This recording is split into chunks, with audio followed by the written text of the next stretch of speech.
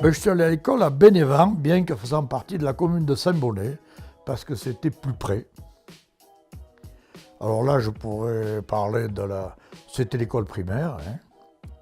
On portait à tour de rôle le bois pour allumer le poêle et se chauffer.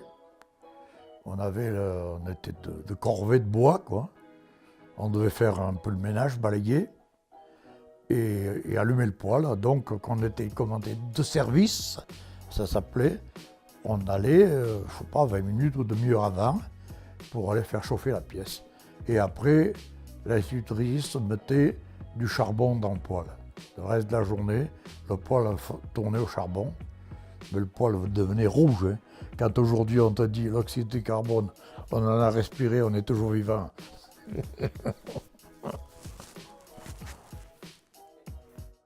Ben là, je dirais que je ne garde pas que des bons souvenirs de l'école primaire, parce qu'on avait une institutrice très sévère, et puis le châtiment corporel, elle connaissait, elle.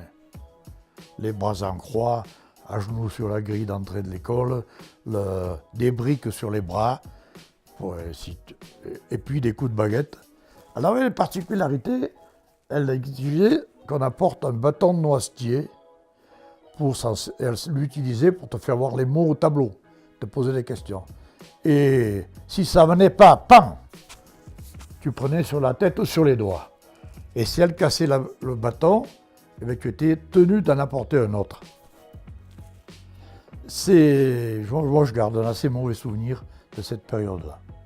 Après, je suis allé un peu au cours complémentaire, ce qui était l'équivalent de la 6e maintenant, à Saint-Bonnet. Puis là, je ne me souviens plus, j'ai eu des problèmes de santé, j'ai un peu escamoté cette année-là. Mais c'était la période d'occupation. Et on a appris de l'allemand avec un Alsacien, et on se moquait de lui sans arrêt. Ça, je l'ai regretté par la suite, mais on ne voulait pas apprendre, on faisait de la résistance. On a donc appris à apprendre de l'allemand. Alors, quand il nous donnait des mots à copier, on écrivait des bêtises sur notre cahier. Et il disait, faux, ça fait tort. On doit toujours connaître la langue de ses adversaires. J'entends encore le père Wurtz nous dire ça. Et après, quand les Allemands étaient plus près de nous, quand on a eu des prisonniers allemands à la maison, j'ai regretté de ne pas avoir écouté le père Wurtz, d'ailleurs écouté l'Alsacien. Mais bon, faut péché de jeunesse.